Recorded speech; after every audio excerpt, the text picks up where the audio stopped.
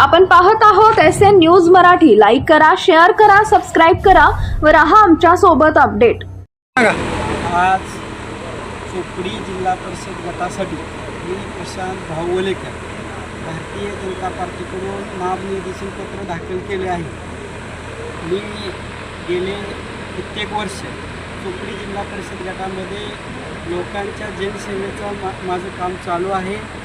लोकांचे कोणते एक कॉल प्रॉब्लेम सॉल्व ही योजना मी माझ्या जिल्हा परिषद गटामध्ये राबवली आहे।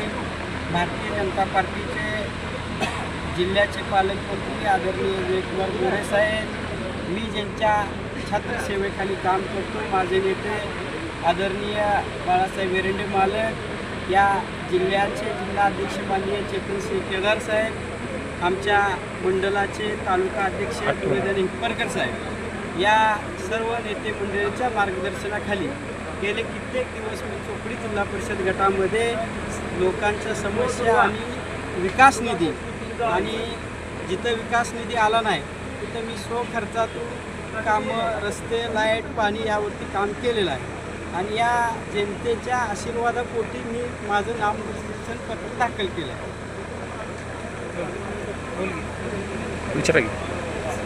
तुमचा विकास आराखडा काय असणार आहे पुढे निवडून आल्यानंतर?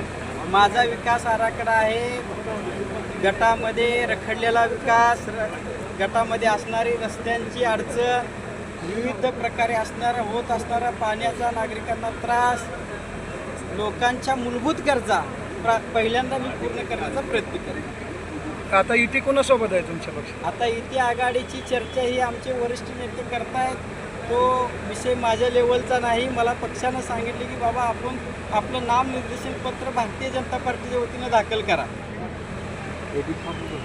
एबी फॉर्म पार्टीनं कुणालाच दिलेला नाही, ज्यावेळेस पार्टी देईल त्यावेळेस आम्ही सोडणार आहोत। जनतेला का आव्हान काय करतात तुमच्या गटातील?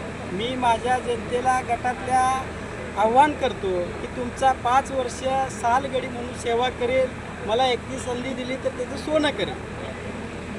ठीक।